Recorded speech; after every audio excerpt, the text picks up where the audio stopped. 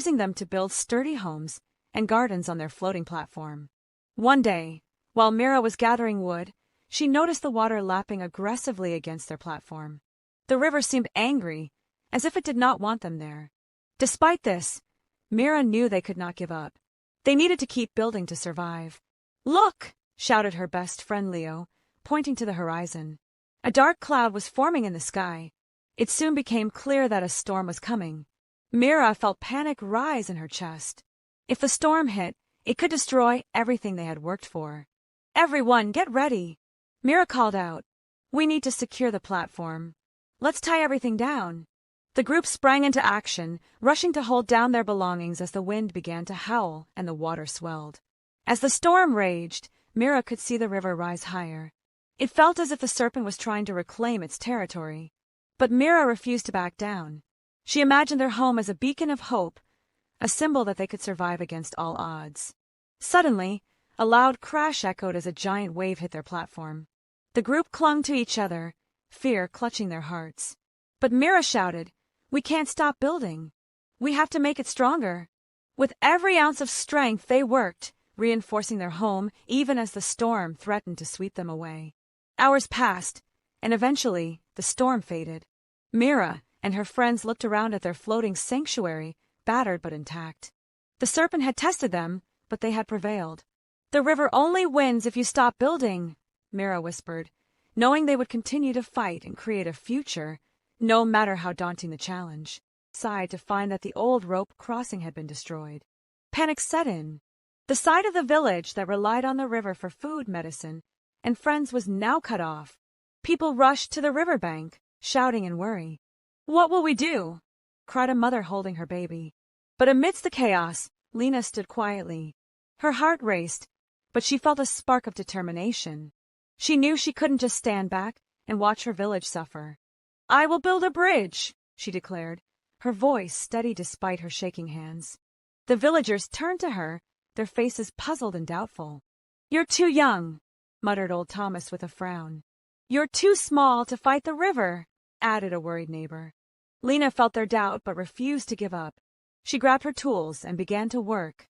As the sun rose, she carved planks from sturdy trees. At night, she studied old blueprints by candlelight, determined to learn how to build the best bridge she could. Days turned into weeks, and Lena's work was filled with challenges. Each attempt to create a stable structure ended in failure. The bridge would wobble and sometimes crash down. "Maybe I should give up," she thought, sitting on the riverbank one night, tired and frustrated. The river roared as if it laughed at her. But then she remembered the villagers. They needed help. With her heart full of courage, she stood up. "I will keep trying," she told herself. The following day, she began again. This time, she decided to build a stronger base. She found big rocks along the riverbank and carefully placed them in the water. "This will hold the bridge strong," she whispered. Slowly, she worked every day, building higher and wider. The villagers watched from a distance. Some shook their heads, while others whispered to each other. Finally, after months of hard work and tears, a single wooden path stretched across the roaring river. It looked shaky and imperfect, and Lena's heart pounded as she stood at one end, looking across. "Will it hold?" she wondered. Gathering courage, Lena took a deep breath and stepped onto the bridge. The wood creaked, but it did not break. The villagers gasped, and then old Thomas, who had doubted her the most, called out, "Go on, Lena. Show us." With every step, Lena felt the bridge sway beneath her feet, but she pressed on. When she reached the other side, triumph erupted in her heart. "It works! It really works!" she shouted. The villagers cheered, their worries melting away. Excitedly, Lena waved her hands. "Come on! Everyone can cross!" One by one, people stepped onto the bridge. First came Martha, her face glowing with joy as she crossed over, followed by children who laughed and ran to the other side, their excitement echoing in the valley. Old Thomas took a cautious step onto the bridge, his heart heavy with doubt, but as he walked and felt the structure beneath him, he realized it was strong. He smiled and clapped his hands. "Lena, you did it!" he cried when he reached the end. Seeing the connection it brought, Lena's heart swelled with happiness. She watched friends embrace across the river once again. Families shared meals, and children played together. The bridge had become a symbol of unity and hope, and they all marveled at what it took to build it. As days went by, the bridge was no longer just a wooden structure. It became part of their lives. Lena spent time after school making small improvements, fixing any cracks, and adding decorations to make it beautiful. The villagers joined in, painting colorful designs and planting flowers at both ends of the bridge. Yet, despite its beauty, Lena never forgot the struggle it took to build it. She often gathered children around her on the bridge and shared her story, explaining how believing in oneself can lead to great things. The children listened in awe, their eyes wide, dreaming of their own accomplishments in the future. The seasons changed, and so did the village life. The once divided community was now a family, brought together by Lena's dream. Old Thomas became her biggest supporter, often bringing her freshly baked bread to keep her energy up while she worked. Martha organized bridge celebrations every month, celebrating the small victories and reminding everyone of the lesson learned. Never give up on what you believe in. Years passed, and Lena became known as the builder of the bridge, a title filled with pride. The river was no longer a barrier. Instead, it transformed into a place where fishermen cast their lines and children played by the water's edge. Lena looked at the bridge every day, smiling at what she had accomplished. It stood not only as a bridge between two sides of the river, but as a bridge of hope and dreams, connecting hearts together. And every time she saw someone cross it, she remembered the stormy day that started it all, knowing that even the wildest river could not hold back a dreamer with a vision. Original. In the quiet mountain village of Oak Haven, nestled between peaks that kissed the sky, lived a young woman named Lena. She was a carpenter, her hands skilled in shaping wood, her mind filled with dreams as vast as the valley below. Her biggest dream was to build a bridge across the raging river, a fierce waterway that split Oak Haven in two. Every year, the villagers talked about building a bridge. The raging river was a barrier, making it hard to trade, visit family, or get help when needed. But the river was strong and wild. Each year, the task seemed too big, and the dream faded away with the winter snow. Lena was different. She saw the bridge not just as a solution, but as a symbol of hope and unity. She imagined people walking freely between both sides of Oak Haven, sharing stories and laughter. She believed she could make it happen, even when others doubted. One stormy evening, as lightning split the sky, the old rope crossing that served as a makeshift bridge snapped. The storm raged all night, and by morning, Oak Haven was completely divided. The villagers were scared. Food and medicine were on one side, while homes and farms were on the other. Friends and family were separated. Panic filled the air. People gathered, their faces etched with worry. "What will we do?" they cried. "We're trapped." Lena stood among them, her heart heavy but her spirit unbroken. She knew she had to act. "We will build a bridge," she announced, her voice clear and strong. "We will not let this river defeat us." The villagers looked at her, surprised. Lena was young, barely out of her teens. How could she, with her small hands and limited tools, build a bridge that so many had failed to construct? "You're too young, Lena," Old Man Hemlock said, his voice raspy with age. "The river is too strong. It has defeated better men than you." "She's right," added Marta the baker. "We need food, not dreams. Building a bridge is impossible." Lena listened to their doubts, but she didn't waver. She knew it wouldn't be easy, but she believed in her dream. "I may be young," she said, "but I have strong hands and a determined heart. I will build this bridge, even if I have to do it alone." And so Lena began to work. She gathered wood from the forest, her axe ringing through the trees. She studied old blueprints, poring over designs by candlelight, learning from the mistakes of those who came before her. The first few days were hard. The villagers watched her, some with curiosity, others with scorn. They laughed and whispered, calling her foolish and naive. "She's wasting her time," they said. "The river will swallow her bridge whole." But Lena didn't let their words discourage her. She worked at sunrise, carving planks and shaping beams. She worked by moonlight, fitting pieces together, her hands growing calloused and sore. She failed dozens of times. Her early designs were weak, collapsing under their weight or swept away by the river's current. Each failure was a lesson. She learned about balance, about angles, about the power of the water. As the weeks turned into months, Lena's determination began to inspire a few villagers. Thomas, the blacksmith, offered to forge stronger nails and brackets.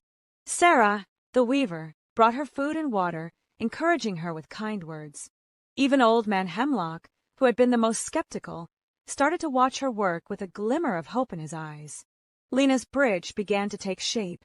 It was a simple design, a wooden path supported by sturdy pylons anchored deep into the riverbed. It was shaky, imperfect, but it was strong. Finally, the day came when the bridge was finished. A single wooden path stretched across the raging river, connecting the two sides of Oakhaven. The villagers gathered, their faces filled with anticipation. Lena stood at one end of the bridge, her heart pounding in her chest. She had poured her heart and soul into this project, and now it was time to see if it would hold. She took a deep breath and stepped onto the bridge. The wood creaked beneath her feet, and the bridge swayed slightly in the wind. But it held. She walked slowly, carefully, her eyes fixed on the other side. When she reached the middle of the bridge, she stopped and looked back at the villagers. They were watching her, their faces a mixture of hope and fear. She smiled and raised her hand. "Come," she called out. "The bridge is ready." One by one, the villagers stepped onto the bridge. Thomas, the blacksmith, was the first, followed by Sarah, the weaver, and then Old Man Hemlock. They walked slowly, cautiously, their eyes wide with wonder. As they crossed the bridge, a sense of joy filled the air. They were connected again, united by Lena's courage and determination. Tears streamed down their faces as they embraced their loved ones on the other side. The bridge was more than just a way to cross the river. It was a symbol of hope, of resilience, of the power of dreams. It was a testament to what could be achieved when people worked together, when they refused to give up. Lena stood on the bridge, watching the villagers celebrate. Her heart swelled with pride. She had faced doubts, overcome obstacles, and built something that would change Oakhaven forever. As the sun set, casting a golden glow over the valley, Lena knew that her journey had just begun. She had shown the villagers that anything was possible, and she was ready to lead them into a brighter future. The Bridge of Tomorrow had been built, and Oakhaven was ready to cross it together. While some inventions might fail, with each failure, he was one step closer to achieving his dreams. And that would make all the difference in his life and the lives of everyone around him. Timmy became not just a great inventor, but a beacon of hope and inspiration for his village. As he grew into adulthood, he realized that failure was simply a stepping stone on the road to success. And so, the boy who failed forward became the man who led his village into a brighter future, one invention at a time. Once upon a time, in the quaint village of Willow Creek, lived a young boy named Timmy, who dreamed of becoming a great inventor. Nestled amidst rolling green hills and a sparkling blue river, Willow Creek was a place where life moved at a leisurely pace. But Timmy was different. His mind buzzed with ideas, his heart throbbed with curiosity, and his hands itched to create. Timmy's hero was Professor Albert, an eccentric old inventor who lived on the outskirts of the village. Professor Albert's house was a wonderland of peculiar contraptions, strange gadgets, and half-finished projects. Timmy would often spend hours in Professor Albert's workshop, watching with wide-eyed wonder as the professor tinkered away, his brow furrowed in concentration. "Everything is possible, Timmy," Professor Albert would say, his eyes twinkling. "All it takes is a little imagination, a lot of hard work, and the courage to fail." Inspired by Professor Albert, Timmy set out to make his first invention, a self-watering plant pot. He envisioned a world where no plant would ever die of thirst. He gathered an old bucket, some pipes, a small pump, and a timer. After a week of tinkering, Timmy proudly presented his invention to his mother, Mrs. Gable, a kind woman with a warm smile. "Oh, Timmy, that's wonderful," she exclaimed, placing a wilting sunflower in the pot. Timmy pressed the start button, and with a loud whir, the pump sprang to life. But instead of gently watering the plant, it unleashed a torrent of water, flooding the kitchen. The sunflower, overwhelmed by the sudden downpour, drooped further. "Well, that didn't go as planned," Timmy said, his face flushed with embarrassment. Mrs. Gable chuckled. "Don't worry, Timmy. Every great invention starts with a few failed attempts. Timmy didn't give up. He analyzed his mistakes, adjusted the pump, and redesigned the watering system. But his second attempt was no better. This time, the pump didn't work at all, and the sunflower remained as thirsty as ever. Failure after failure followed. Timmy tried to build a self-cleaning birdhouse, but it ended up scaring away all the birds. He attempted to create an automatic dog-feeding machine for his loyal companion, Buster, but it dispensed so much food that Buster ended up looking like a furry beach ball. The villagers of Willow Creek began to chuckle at Timmy's failed inventions. Their ghost, Timmy, tried to invent something again. They would whisper, shaking their heads. Even Timmy's best friend, Sarah, a bright girl with love for books, started to doubt him. "Timmy, maybe inventing isn't for you," she said gently. "Maybe you should focus on something else." But Timmy remembered Professor Albert's words. The courage to fail. He knew that every failure was a lesson in disguise. So he kept tinkering, kept experimenting, and kept learning. One day, a terrible drought struck Willow Creek. The river dried up, the crops withered, and the villagers grew desperate. Old Mr. Abernathy, the village elder, declared a state of emergency. Timmy watched as his village suffered. He knew he had to do something. He remembered all his failed inventions and realized that each one had taught him something valuable.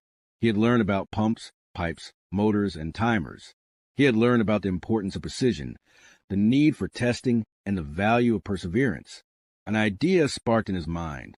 He gathered all his spare parts, his tools, and his notebooks filled with failed designs. He locked himself in his workshop, determined to create something that would save his village. Days turned into nights as Timmy worked tirelessly. He designed a water collecting system that would draw moisture from the air and condense it into clean, usable water. He built a network of pipes to distribute the water to the fields and homes of Willow Creek. Finally, the day came when Timmy was ready to test his invention. The entire village gathered around as Timmy flipped the switch. The machine hummed to life, and a trickle of water began to flow. Then, the trickle turned into a stream, and the stream became a steady flow. The villagers gasped in amazement. They cheered and applauded as the water filled their buckets and flowed into their fields. The drought was over. Timmy had saved Willow Creek. Mr. Abernathy stepped forward and placed a hand on Timmy's shoulder. "Timmy," he said, his voice filled with gratitude, "you are a true hero. You didn't give up, even when everyone else doubted you. You turned your failures into success." Sarah ran up to Timmy and gave him a hug. "I'm so proud of you, Timmy," she said. "You showed us that anything is possible if you believe in yourself." From that day on, Timmy was no longer known as the boy who failed. He was known as the boy who saved Willow Creek. He continued to invent, and while some of his inventions still failed, he never lost his passion or his courage. Professor Albert, who had watched the demonstration with tears in his eyes, approached Timmy. "You see, Timmy," he said, "I always knew you had it in you. You failed forward, and that's the most important thing." Timmy smiled. He knew that his journey as an inventor had just begun. He had learned that failure was not the opposite of success. It was a stepping stone to it, and he was ready to keep stepping, keep learning, and keep inventing for the good of his village and the world. As the sun set over Willow Creek, casting a golden glow on the lush green fields, Timmy stood tall, a symbol of hope and perseverance. He was a boy who failed forward, and he had changed his village forever. Timmy's blue eyes sparkled with hope and curiosity as he gathered bits and pieces of metal, wood, and cloth from around the village. His workshop was a cluttered space behind his house, filled with all sorts of items that he believed could be turned into something extraordinary. However, every invention he created failed miserably. His first invention was a flying machine made from old chairs and wings made of paper. Timmy thought he could soar through the sky. He climbed up a small hill one sunny afternoon, placed the flying machine on the edge, and jumped. With a loud thud, he landed in a patch of bushes. The villagers laughed, but Timmy just got up, dusted himself off, and laughed too. "Next time," he said with a grin, determined to try again. His second invention was a device that could help the villagers fetch water from the well. He designed a pulley system using ropes and buckets. Timmy was excited as he set up, but when he tried to pull the water up, the rope snapped. Water splashed everywhere, soaking the nearby flowers and making a mess of the village square. The villagers shook their heads and wondered what Timmy was thinking. "Don't worry, Timmy. Maybe stick to helping your mom with chores," advised Sarah, his best friend.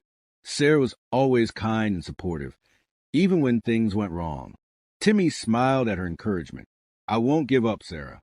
I have more ideas."